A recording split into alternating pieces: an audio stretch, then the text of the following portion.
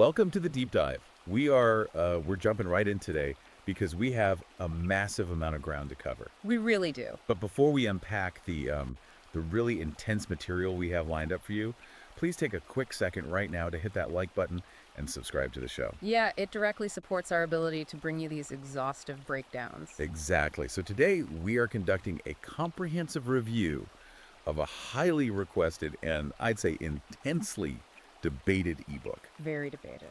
If you're looking to understand the modern gender landscape, specifically navigating the complex cultural and institutional shifts of the past few decades, this is the ultimate roadmap. It really leaves no stone unturned. No, it doesn't. So I highly recommend that you open up Amazon Kindle or Google Playbooks right now and secure a copy of the text we are about to analyze. The book is called Rational Men, Irrational Women: Navigating the Gender Wars by Conrad Reicher. And you should definitely follow the author, at Conrad Reicher, on Substack to keep up with his ongoing commentary. He posts a lot of supplemental material there. Right, so setting the stage here, our objective for this deep dive is to thoroughly analyze Reicher's extensive manual.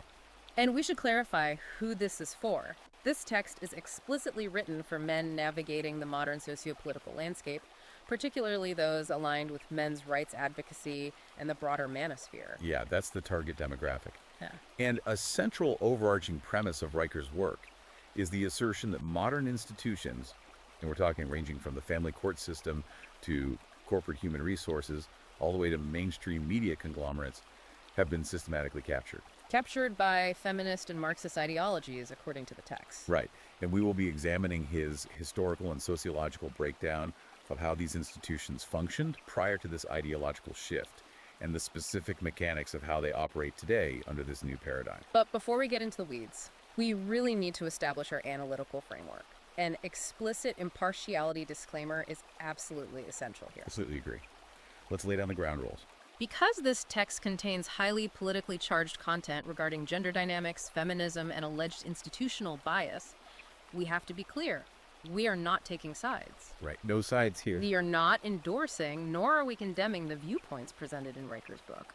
Whether it touches on left-wing or right-wing political nerves, our objective is strictly analytical. We are here to impartially report on the arguments, the data, and the frameworks provided in the source material. Exactly. We are just the messengers today.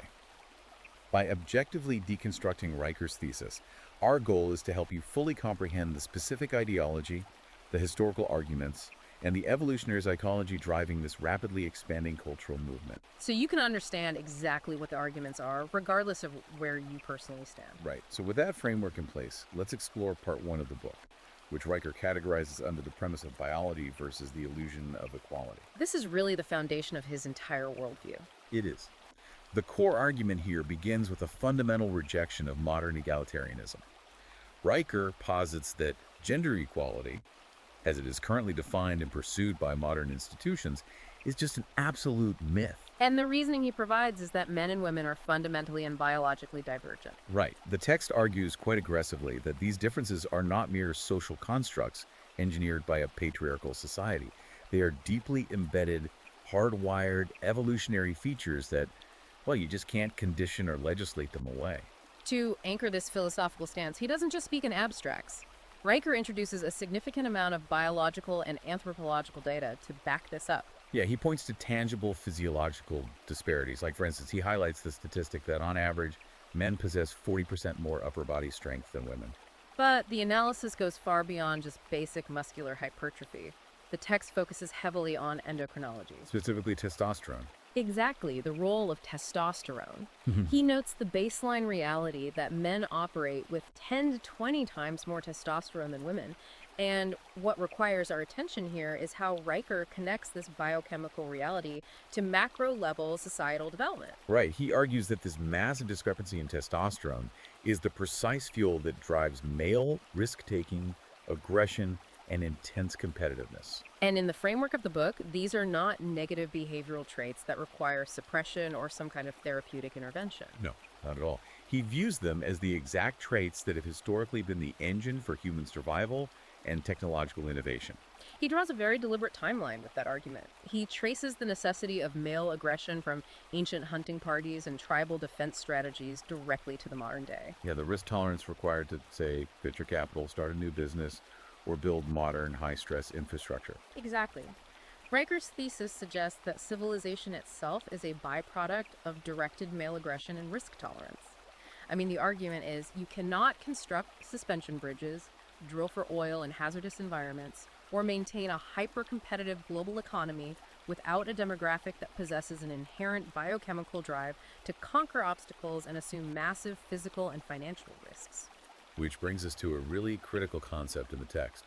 What Riker identifies as the double bind of toxic masculinity. This is where he points out what he perceives as a profound societal hypocrisy. Right. Riker observes that modern society demands the fruits of male labor, the protection, the infrastructure, the economic stability, all of which are downstream products of testosterone. Yet simultaneously, society actively punishes the behavioral manifestations of that very same hormone. He outlines how society continuously demands that men be vulnerable, emotionally transparent, and entirely stripped of aggression. But the moment they display what is perceived as weakness or a lack of stoic utility, they are severely penalized. Penalized socially and definitely in the romantic marketplace. That double bind operates as a psychological trap. If we examine Riker's broader societal critique, he is illustrating a no-win scenario for the modern male. Yeah, men are heavily criticized and often institutionally penalized for displaying their natural evolutionary instincts. Yet the very stability of the society leveling those criticisms relies entirely on those exact instincts. It creates a massive state of cognitive dissonance. The culture labels the drive to compete and dominate as toxic, leaving men paralyzed. They are unsure of how to navigate a world that publicly condemns their nature while privately demanding their utility. So how does Riker apply this macro-level biological theory to interpersonal dynamics? Because this transitions perfectly into Chapter 10 of the book, which focuses entirely on the evolutionary psychology of attraction. Right, this is where it gets very specific for the reader. Riker unpacks the concept that, regardless of modern societal conditioning or what individuals claim to desire consciously, women are biologically programmed at a subconscious level to seek out providers and protectors. They're constantly scanning for evolutionary signals of confidence, status, and the capacity to secure resources. And Riker illustrates this with a rather stark anecdote. He talks about a woman who leaves a highly stable, accommodating, and emotionally available partner. Yeah, the nice guy who provided immense security. Exactly. Yet she abruptly leaves him for a man described in the book as an exciting deadbeat. Someone who cannot maintain steady employment and exhibits highly volatile behavior like showing up intoxicated to her birthday event. And Riker uses this specific scenario not as some weird anomaly, but as a core feature of evolutionary psychology. He explores the viewpoint that female attraction mechanisms will frequently prioritize raw biological signals of dominance, unpredictability, and excitement over rational logic or long-term logistical stability. The text suggests that the volatile partner, despite his complete lack of modern societal utility, was broadcasting primitive markers of dominance. And those markers bypassed her logical prefrontal cortex, entirely and directly stimulated her evolutionary mating triggers. Precisely. The argument is that biological imperatives often override modern logical decision-making processes. So to provide a counter-strategy, Riker introduces actionable case studies for his readers. Like the story of Jake. Yes, Jake is presented as the archetype of the modern nice guy. He is accommodating, passive, consistently relegated to the friend zone, and deeply frustrated by his lack of romantic success, despite following all the societal rules of modern dating. He did everything society told him to do. But according to the text, Jake's trajectory shifts entirely only when he abandons the societal narrative and begins applying the principles of evolutionary psychology and testosterone markers. Riker details how Jake realizes that attraction is not negotiated. It is triggered. That's a huge theme in the book. Right. He learns that women are subconsciously drawn to physical indicators of high testosterone and genetic fitness. Deeper vocal resonance, broad shoulders, a strong jawline. Now, obviously, Jake cannot alter his fundamental genetics, but the book outlines how he optimizes his physical baseline. He initiates a rigorous regimen of heavy resistance training, strictly prioritizes his sleep hygiene, and completely overhauls his diet. All to naturally maximize his endocrine function and boost his testosterone levels. And the outcome, as described by Riker, is a complete transformation in how Jake is perceived in the dating market. By optimizing his physical signaling, he begins broadcasting the traits that women are biologically wired to respond to. He deepens his romantic connections because he's no longer relying on being nice as a negotiation tactic. He is simply triggering the correct evolutionary hardware. The text then juxtaposes Jake's physical optimization with another case study focused on behavioral optimization, the story of Steve. Steve's story is really interesting. He's described as a naturally reserved, introverted man who notices a distinct cooling of intimacy with his wife. Crucially, Steve observes that his wife's demeanor entirely changes. She lights up and becomes highly engaged when she is around men who exude natural self-assurance and command the room. Instead of responding with resentment or jealousy, Riker details how Steve applies the book's principles to step into roles of authority.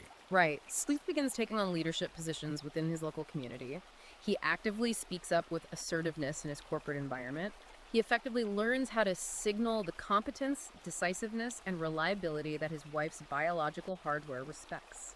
And Riker is careful to note that this was not a process of Steve becoming tyrannical or adopting some superficial machismo.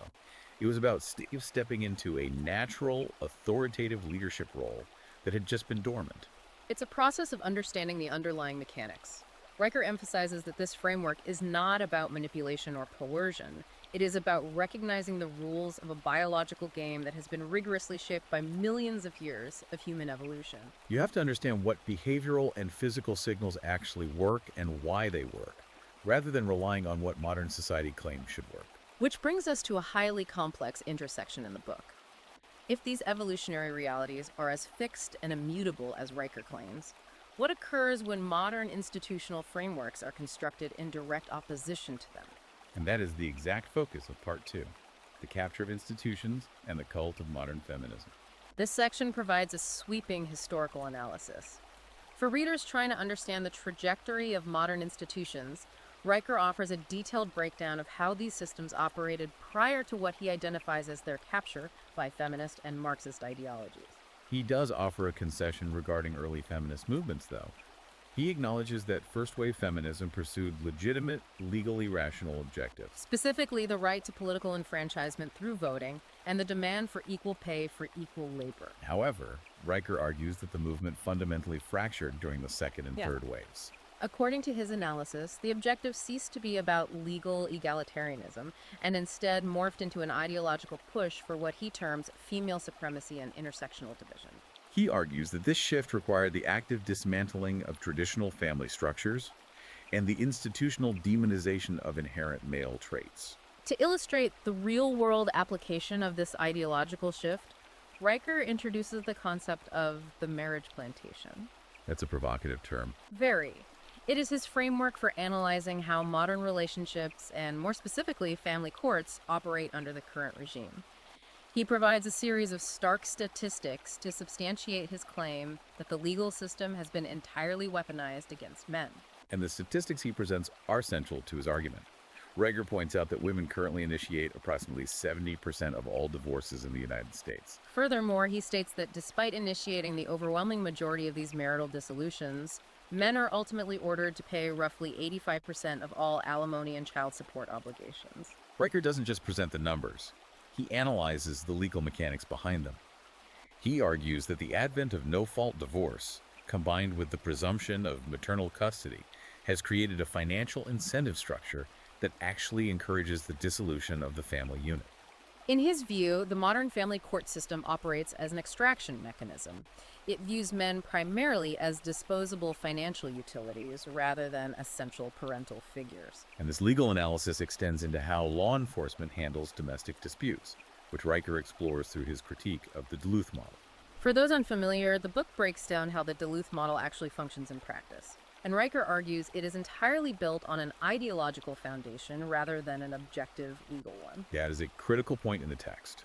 Riker explains that the Duluth model, which has heavily influenced domestic violence intervention protocols and police training across the entire country, operates on the core sociological assumption that domestic violence is primarily a tool of patriarchal control. Therefore, the model inherently assumes that men are the systemic oppressors and women are the systemic victims.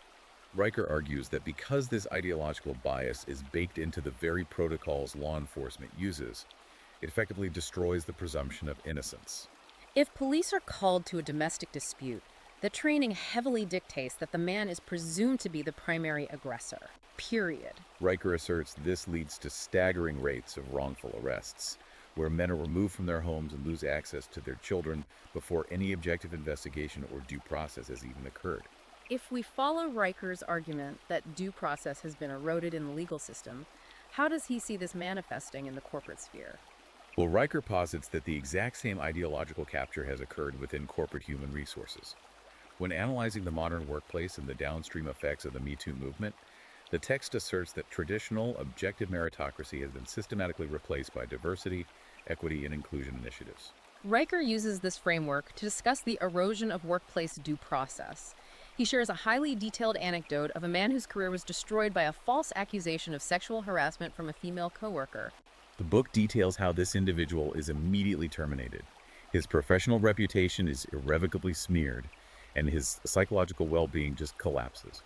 Riker uses this narrative to dissect the corporate response mechanisms. The analysis centers on the idea that the modern corporate environment operates strictly on a guilty until proven innocent paradigm when it comes to male behavior. Right. Riker argues that HR departments are no longer objective mediators. They are risk mitigation entities that view men inherently as liabilities or potential predators. This, according to the book, generates a climate of profound fear, paranoia, and mistrust within the office ecosystem. Men operating under this constant threat become highly risk-averse. Riker notes the phenomenon where senior male executives become terrified to mentor junior female colleagues or even engage in standard workplace banter because the asymmetrical risk of a career-ending unverified accusation is simply too high. The text argues this ultimately harms everyone by destroying organic professional development and segregating the workplace entirely. And Riker connects this corporate paranoia directly to the broader weaponization of political correctness against men. He illustrates this with another workplace anecdote about a man who makes a seemingly innocuous joke. Oh, right. The office was hosting a standard bring your daughter to work day. Yeah, and this individual jokingly suggested to HR that they should balance it out by hosting a bring your husband to work day. And Riker highlights that within a week of making that singular, lighthearted comment, the man was formally terminated. The author uses this to point out the extreme asymmetry in allowable behavior.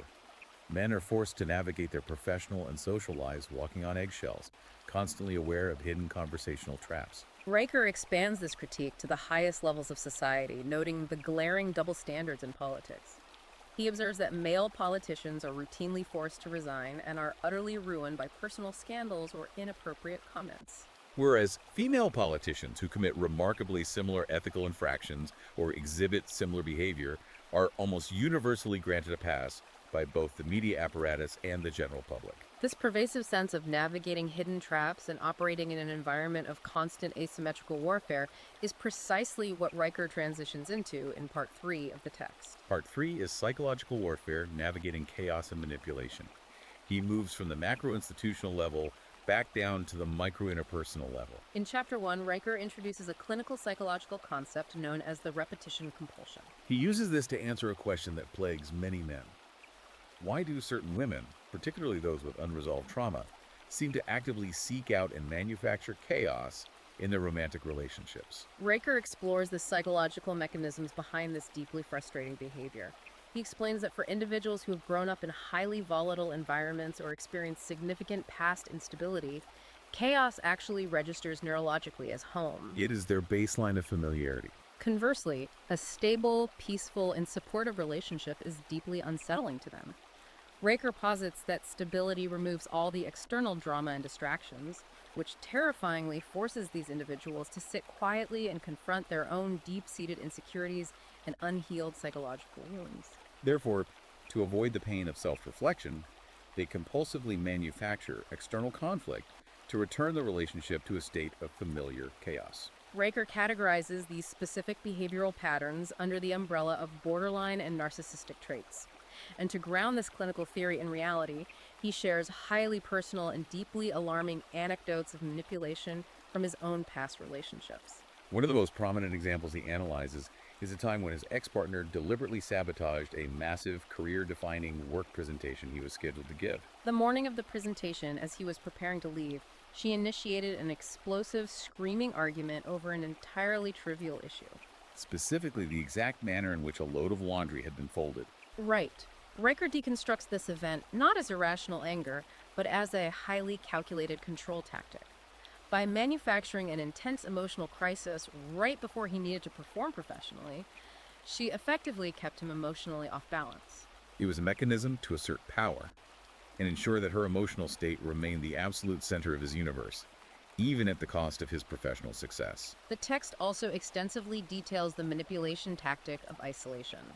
Riker explains how partners exhibiting these traits will slowly and methodically convince a man that his lifelong friends and supportive family members are somehow toxic or unsupportive of the relationship. The goal, Riker argues, is to systematically sever the man's external support network until he is entirely socially and emotionally dependent on the manipulative partner. Making it exponentially harder for him to leave. So, given this bleak assessment of certain interpersonal dynamics, what is the strategic response? This is where Riker transitions from diagnosis to prescription. He provides a suite of actionable defensive strategies for his readers. He heavily references the foundational concepts developed by Dr. Robert Glover in his seminal book, No More Mr. Nice Guy. Riker emphasizes that the absolute first step for any man is to aggressively eradicate his own people-pleasing tendencies. Riker insists that men must establish firm, entirely non-negotiable guardrails in their lives. They must clearly define their boundaries and, crucially, possess the internal fortitude to walk away from the relationship the moment those boundaries are fundamentally violated.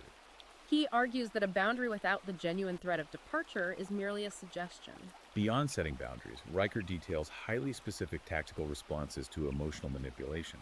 One of the most effective techniques he outlines is the gray rock method. Riker explains that when a man is confronted by a highly manipulative or emotionally volatile partner attempting to instigate a conflict, the absolute worst strategic move is to react with genuine emotion. Whether that is anger, defensiveness, or deep sadness. That emotional reaction is the exact psychological currency the manipulator is trying to extract.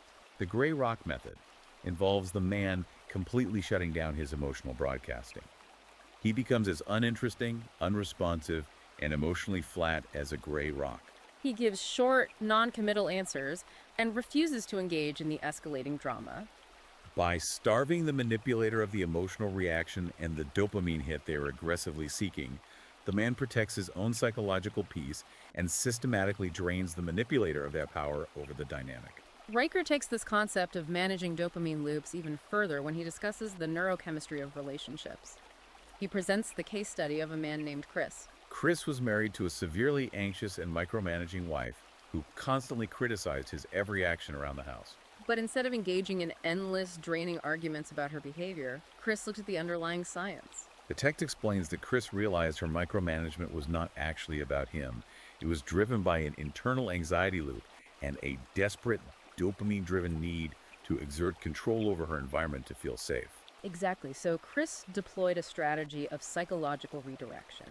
He recognized that he could not reason away her neurochemistry, but he could redirect it into productive avenues. Chris began putting her in complete control of highly complex, detailed tasks that required immense planning. Tasks like organizing intricate family vacations, managing complex household renovations, and handling the logistics of their investments. By providing her with a massive, healthy, and highly structured outlet for that dopamine-driven need for order and control, he successfully balanced the equilibrium of their relationship. She felt secure and in command of her environment, and the relentless micromanagement of his daily behavior ceased entirely. He is a prime example in the book of applying evolutionary and biological psychology to solve modern relationship friction. But Riker makes it clear that navigating these interpersonal dynamics is only a skirmish in a much larger conflict. In Part 4, the text pivots from the micro level back to the macro level, tackling the subject of media propaganda versus the red-pilled reality. Chapter 20 is a deep dive into what Riker views as pop culture's systematic anti-male agenda. He provides a comprehensive media critique, tracking the deliberate shift in how men and women have been represented over the past several decades. Riker points to the 1970s as a major inflection point, specifically analyzing programs like The Mary Tyler Moore Show. He argues this was the era where the fiercely independent, career-centric woman was elevated as the new, absolute cultural ideal, while traditional family-oriented male roles began to be subtly deconstructed and mocked as obsolete or inherently oppressive. The book tracks this trajectory to the modern day, pointing out the massive cultural industry dedicated to deconstructing traditional male heroes. Riker analyzes how iconic archetypes like James Bond or Indiana Jones characters who were universally celebrated for generations for their physical bravery, stoicism, and assertive competence are now routinely and retroactively labeled by modern cultural critics as problematic avatars of toxic masculinity. Riker argues this is not an accident, but a deliberate institutional strategy to rewrite the cultural script. To provide a concrete case study of this phenomenon, he conducts a highly detailed analysis of the infamous Gillette ad controversy. Riker views this specific advertising campaign as the quintessential example of corporate culture acting as a Trojan horse for institutional misandry. The text dissects the framing of the commercial. It was marketed under the guise of promoting better or more evolved male behavior. But Riker argues the underlying message was profoundly insidious. He states that the ad essentially communicated to men that their most fundamental natural instincts, their rough and tumble play as boys, their protective aggression, their biological drive for traditional masculinity, were inherent social diseases that needed to be surgically excised or heavily medicated. Riker views this as a watershed moment, a massive global corporate entity leveraging its immense platform to actively scold and pathologize its own core male consumer base simply for possessing male traits. And Riker points out that this institutional agenda is not limited to pop culture entertainment and advertising. It heavily infects how the media reports data and statistics. A significant portion of this section is dedicated to aggressively dismantling the wage gap myth. This is a crucial analytical segment of the book. Riker takes aim at the constantly repeated statistic that women earn roughly 77 cents for every dollar a man earns. He demands that his readers apply rigorous critical thinking to this number rather than accepting it at face value. Riker breaks down the methodology behind this statistic, pointing out that it is a raw, unadjusted average that deliberately ignores a multitude of vital, highly measurable variables that dictate compensation. The text outlines these ignored variables in detail. It ignores the fundamental divergence in career choices between men and women. It ignores the stark differences in the number of consecutive hours worked per week and the willingness to accept mandatory overtime. Most crucially, Riker argues, the statistic completely ignores the element of physical risk. He points out that men disproportionately dominate the most incredibly dangerous, physically grueling, and hazardous professions on the planet. Jobs like deep-sea commercial fishing, high-voltage line work, logging, and subterranean mining. These professions pay significant premiums exactly because they carry a high risk of bodily mutilation or death. Riker asserts that when economists actually adjust the data to account for these variables, job choice, hours, danger, and continuous time in the workforce, the so-called systemic wage gap essentially vanishes. Yet, he notes, the mainstream media and political apparatus continue to weaponize the unadjusted 77-cent myth to perpetually push a narrative of systemic female victimization and male institutional advantage. Because the mainstream media apparatus is so thoroughly captured by these narratives, Riker strongly advocates that men must actively secede from it. He calls for his readers to execute a complete and ruthless media detox. The book instructs men to completely sever their consumption of mainstream news networks, legacy publications, and the pop culture ecosystem that constantly degrades their identity. In its place, Riker points to the rise of alternative, decentralized media platforms as the only viable path forward. He highlights the meteoric rise of the Joe Rogan podcast as the ultimate proof of concept for this strategy. Riker analyzes why a platform like Rogan's commands an audience of tens of millions of listeners, vastly outperforming traditional primetime television. Riker argues that this massive, highly engaged audience exists because millions of men are absolutely starved for authentic, intellectually rigorous content that flatly refuses to cater to the woke mob, political correctness, or HR-approved talking points. They're seeking long-form, unfiltered conversations that explore reality as it actually exists, not as an ideologically captured institution wishes it to be. Riker views the success of decentralized media not just as an entertainment shift, but as a massive cultural rebellion against institutional propaganda.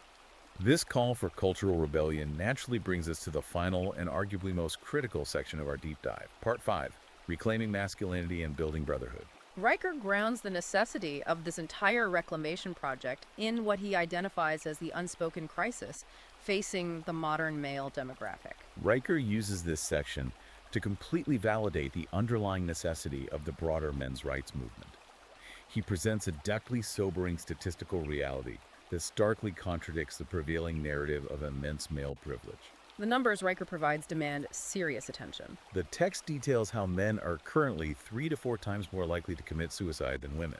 They make up the vast, overwhelming majority of the unsheltered homeless population. They represent over 90% of the incarcerated population.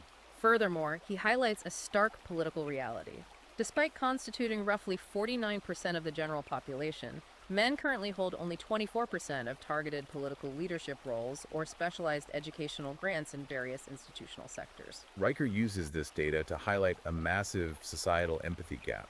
He argues that despite every available metric indicating that a massive segment of the male population is in deep systemic crisis, the dominant cultural institutions continue to gaslight them. Treating them exclusively as a privileged oppressor class whose struggles are entirely self-inflicted.